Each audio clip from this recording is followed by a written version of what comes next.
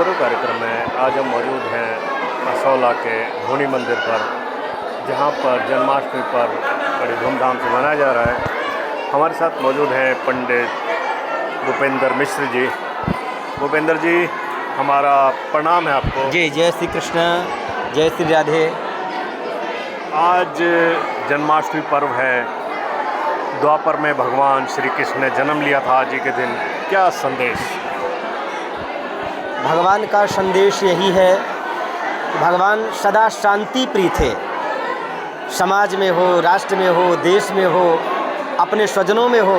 उन्होंने कहा अपना समूल दे करके भी यदि शांति मिलती हो, यदि सब कुछ दे करके यदि शांति मिलती हो तो आपका सबसे बड़ा सच्चा सौदा है। और क्योंकि वास्तव में भगवान ने गीता में भी कहा यदा यदा ही धर्मस्य ग्लानिर्भवति भारत अभ्युत्थान धर्मस्य तदात्मानं सृजाम्यहम् परित्राणाय साधूनां विनाशाय च दुष्कृतां धर्म संस्थापनार्थाय संभवामि युगे युगे। भगवान कृष्ण हर एक युग में कहते मैं साधु पुरुष के रूप में आता हूँ, सज्जन के रूप में आता हूँ, महापुरुषों के रूप में आता हूँ। क्योंकि जब धर्म की हानि होती है, जब धर्म का ह्रास होता है, तब भगवान कहीं साधु पुरुष के रूप में हमारे जैसे इस बेला में, इस प्रांगण में हमारे मंगल बाबा जी पूरे समाज के लिए, इस गांव के लिए, इस मंदिर परिसर के लिए एक साधु पुरुष के रूप में जिस तरीके से कार्य, एक सामान्य व्यक्ति की भांति पूरे जन समुदाय को एकत्रित करने का कार्य, चाहे गरीब हो, अमीर हो, कोई करोड़पति हो, रोडपति हो, सबके लिए समान भाव से सबके लिए कार्य करते हैं। भगवान कृष्ण का यही संदेशा है। अपना और पराया जो व्यक्ति भूल करके समाज के लिए, राष्ट्र के लिए, हित के लिए कार्य करता है, वो मेरे लिए सर्वोपरि है। क्योंकि सर्वोपनिषदों गावो दोग्धा गोपाल नंदना। यदि सारे उपनिषदों को 108 उपनिषद हैं, उनको यदि गाय बना लिया जाए, लेकिन उसका दोहन करने वाला कौन है? उसको पीने वाला मेरा भगवान कृष्ण है। भगवान कृष्ण ने यही कहा कि हम जो भी हमारे लिए भक्त हैं, यदि श्रद्धा से, विनय से, तत्परता से और अपने मनसा वाचा कर्मणा से यदि मुझे समर्पित करता है, मैं उसको सब छल बल से भी और चाहे जिस बल से भी भगवान उसको सदा अपने भक्तों को जिताने का प्रयास करते हैं। जैसे दुर्योधन को भगवान ने समझाया, लेकिन उसकी नैसर्गिक बुद्धि कभी समझ में नहीं आती।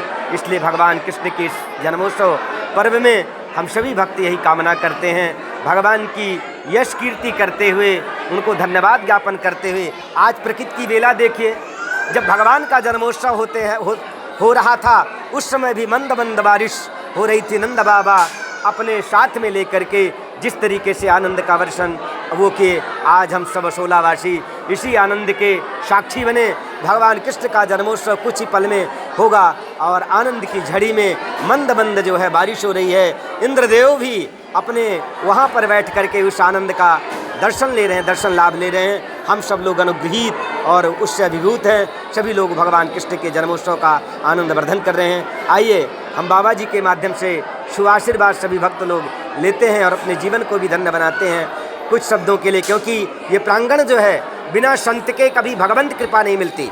एतेषां श्रद्धा विनया तत्परता संयतोन्द्रिता सत्यम भविष्यति तदा ज्ञानम प्राप्ति संभवा तदा भक्ति प्राप्ति संभवा। तभी ये जीवन में संभव है जब हमारे अंदर श्रद्धा हो, विश्वास हो, लगन हो, चाव हो और ये सारी सोच हो, तब हमको परमात्मा की कृपा हमको बहुत सहज मिल जाती है। इसीलिए संत के चरणों में ही वो सुख है। क्योंकि भगवान कृष्ण ने भी सदा ये दिखाया, अपनी भगवत्ता नहीं बल्कि संतों की भगवत्ता को दिखाया, गुरुजनों की भगवत्ता को दिखाया। क्योंकि गुरु निध भवनिध तरय न कोई जो बिरंच संकर सम होई। भगवान शिव और ब्रह्मा के समान भी क्यों न हो, उसको भी गुरु की शरण लेनी पड़ती है। गु माने अंधकार, रू माने प्रकाश। जो अंधकार से प्रकाश की ओर ले जाता है, वही सही मायने में गुरु है। ऐसे सद्गुरु, ऐसे संत के पास आइए मंगल बाबा जी के चरणों में बैठ करके सभी लोग एकत्रित होकर के हम उनके छाँव में ये सारे उत्सव को मना रहे हैं और इस पल का आनंद वर्धन कर रहे हैं। जी पंडित जी, एक और सवाल।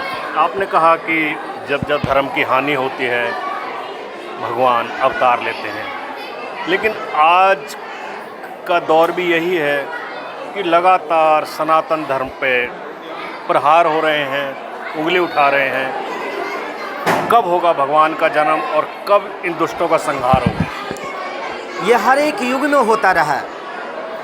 राम के ज़माने में भी आप देखें कि तब भी राक्षस थे, पहले त्रेता द्वापर था तब भी राक्षस थे, आज कलयुग है इसमें भी राक्षस है।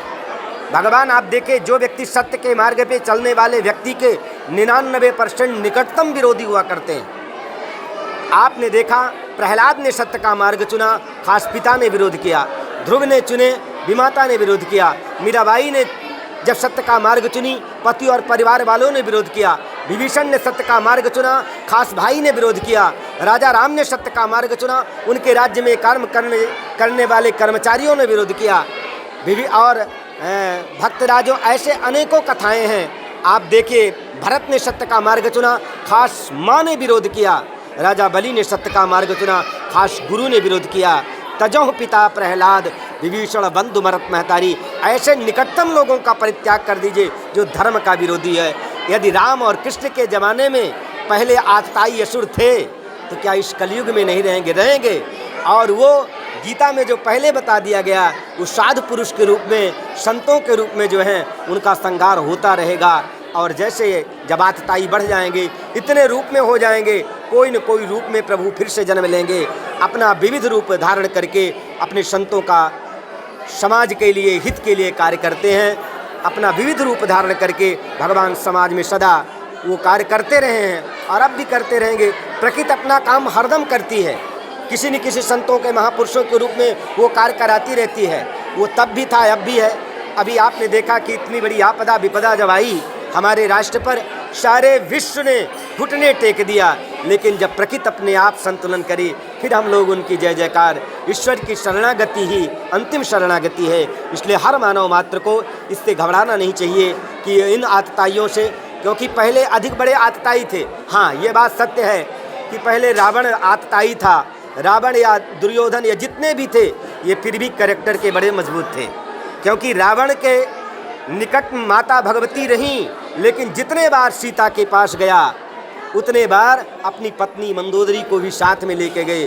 दुर्योधन को देखे, अनेक लोगों को देखे, लेकिन जो कलयुगी रावण हैं, आज की 7 वर्ष की बेटी, 5 वर्ष की बेटी, 3 वर्ष की बेटी आज सुरक्षित नहीं बच रही है।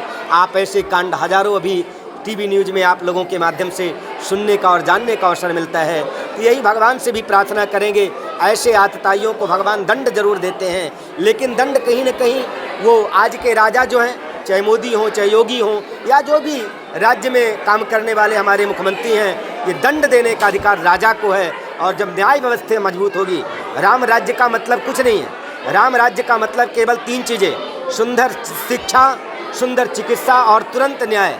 राम राज्य में न्याय तुरंत मिलता था, उनको पेंडिंग में नहीं। लेकिन आज यदि सबसे ज़्यादा महंगी और अव्यवस्था हो गई तो यही चीज़ें हो गई। शिक्षा सबसे महंगी हो गई, चिकित्सा क्रूर हो गई, और न्याय व्यवस्था जो है चरमरा गई। आज मुजरिम को तब न्याय मिलता है जब स्वयं मर जाता है, जबकि न्याय व्यवस्था राम राज्य में या कृष्ण राज्य में सबसे पहले तुरंत दंड मिलता था अपराधी को। जब ये न्याय व्यवस्था सुधरेगी तभी हम आप उसका परिपालन कर पाएंगे। ये सारा दायित्व केवल राजा भर का नहीं है, ये हमारा आपका सबका दायित्व है, सारी प्रजा का दायित्व है। उन मार्गदर्शों पे चलें, उनका अनुसरण करें। जो जो राम ने बताया, जो जो कृष्ण ने, भगवान कृष्ण ने जो किया उसको करना नहीं है, भगवान कृष्ण ने जो कहा वो करना है। राम ने जो किया है, राम ने जो कहा है, उनके पक्ष चिन्हों पर चलना है। जब महापुरुषों के पक्ष चिन्हों पर चलेंगे, उनके बताए मार्गों का अनुशीलन करेंगे, ये कलयुग में भी, कलयुग केवल नाम आधारा, सुमिर सुमिर नर उतर ही पारा। ये कलयुग केवल नाम मात्र का है। इसमें व्यवस्था ये थी कि पहले जो संत थे वो लाखों वर्ष तक, 10-10 हज़ार वर्ष तक, 36 हज़ार वर्ष तक तपस्या साधना करते थे। लेकिन कलयुग में व्यवस्था ये है कि यदि प्रभु का नाम लेने मात्र से भी प्रभु तुरंत प्रसन्न हो जाते हैं और अपने भक्तों का कल्याण करते हैं। यही मात्र एक सहारा है, यही मात्र एक हमारा उद्देश्य है कि यदि हम इस कलयुग में भी भगवान का नाम लेकर के, संतों गुरुजनों का सानिध्य प्राप्त करके यदि इस मार्गदर्शन पे चलते रहेंगे, आतताई या हमारा कोई दुश्मन भी, कोई बाल भी बांका नहीं कर सकता। यही सबसे बड़ा संदेश है इस कलयुग में भी। बहुत बहुत धन्यवाद पंडित जी। आपके कथनानुसार यह निष्कर्ष निकल रहा है कि पहले एक रावण था, एक दुर्योधन था, आज घर घर अब तो घर घर रावण, घर घर दुर्योधन। हमें त्रेता युग में वापस जाना पड़ेगा, जब भगवान राम समुद्र से रास्ता मांग रहे थे, नहीं दिया था। वो समुद्र था, लेकिन आज ये दुष्ट लोगों से जी, जी। आज के राजाओं को वो वाली नीति अपनानी पड़ेगी। विनहु न माने जलद जड़, गयहु 3 दिन भी, बोले राम सकोप तप, भय बिन हो न प्रीत। आज बिना भय के आज के जो भी हमारे राजा हैं, पीएम हैं, सीएम जी, हैं, जी। उनको नीति अपनानी पड़ेगी त्रेता युग की, ताकि उनमें एक भय पैदा हो और हिंदू धर्म या सनातन धर्म के खिलाफ फालतू बात ना करें। बहुत बहुत धन्यवाद पंडित जी। आप कहना चाह रहे हैं भगत जी कुछ संदेश? मैंने कह दिया, जिस समय के मुताबिक जो पंडित जी ने कहा, मैं बड़ा खुश हूँ उस चीज़ पे। सारी चीज़ कह दी पंडित जी ने, मैं सबको धन्यवाद करता हूँ। बहुत बहुत धन्यवाद। आप सबको जन्माष्टमी पर्व की बहुत बहुत बधाइयाँ।